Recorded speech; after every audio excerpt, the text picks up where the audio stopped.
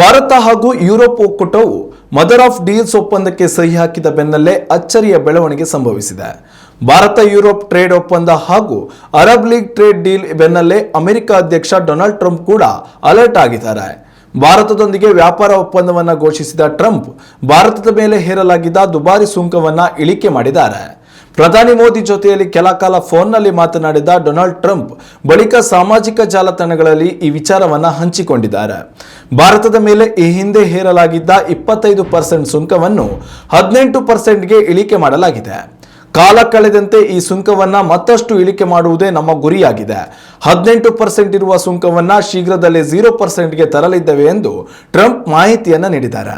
ಇದು ಮಾತ್ರವಲ್ಲದೆ ಭಾರತ ಇನ್ಮುಂದೆ ರಷ್ಯಾದಿಂದ ತೈಲ ಖರೀದಿ ಮಾಡುವುದಿಲ್ಲ, ಬದಲಾಗಿ ಅಮೆರಿಕ ಮತ್ತು ವೆನೆಜುವೆಲಾದಿಂದ ಕಚ್ಚಾ ತೈಲ ಖರೀದಿ ಮಾಡಲಿದೆ ಎಂದು ಕೂಡ ಡೊನಾಲ್ಡ್ ಟ್ರಂಪ್ ಮಾಹಿತಿ ನೀಡಿದ್ದಾರೆ. ಆದರೆ ಈ ವಿಚಾರವಾಗಿ ಭಾರತದಿಂದ ಈವರೆಗೆ ಯಾವುದೇ ಅಧಿಕೃತ ಮಾಹಿತಿ ಹೊರಬಿದ್ದಿಲ್ಲ. ಸುಂಕ ಕಡಿತ ಮಾಡಿರುವ ಡೊನಾಲ್ಡ್ ಟ್ರಂಪ್ ನಿರ್ಧಾರವನ್ನ ಸ್ವಾಗತಿಸಿದ ಪ್ರಧಾನಿ ನರೇಂದ್ರ ಮೋದಿ ಭಾರತೀಯರ ಉತ್ಪನ್ನಗಳ ಮೇಲಿನ ತೆರಿಗೆಯನ್ನು 18%ಗೆ ಇಳಿಕೆ ಮಾಡಿರುವುದು ಅತ್ಯಂತ ಸಂತಸ ತಂದಿದೆ. 140 ಕೋಟಿ ಭಾರತೀಯರ ಪರವಾಗಿ ಡೊನಾಲ್ಡ್ ಟ್ರಂಪ್ಗೆ ಧನ್ಯವಾದವನ್ನ ತಿಳಿಸಿದ್ದಾರೆ. ಉತ್ತಮ ಸಂಸ್ಕಾರಯುತ ಶಿಕ್ಷಣದೊಂದಿಗೆ VSS English medium CBSE school Udupi Muddur. ನರ್ಸರಿಯಿಂದ 10ನೇ ತರಗತಿವರೆಗೆ ಶಿಕ್ಷಣದ ಜೊತೆಗೆ 5ರಿಂದ 10ನೇ ತರಗತಿವರೆಗಿನ ವಿದ್ಯಾರ್ಥಿನಿಯರಿಗೆ ಉತ್ತಮ ಹಾಸ್ಟೆಲ್ ಸೌಲಭ್ಯವೂ ಇದೆ. ನಿಮ್ಮ ಮಕ್ಕಳ ಪ್ರವೇಶಾತಿಗಾಗಿ ಈ ಸಂಖ್ಯೆಗೆ ಕರೆ ಮಾಡಿ.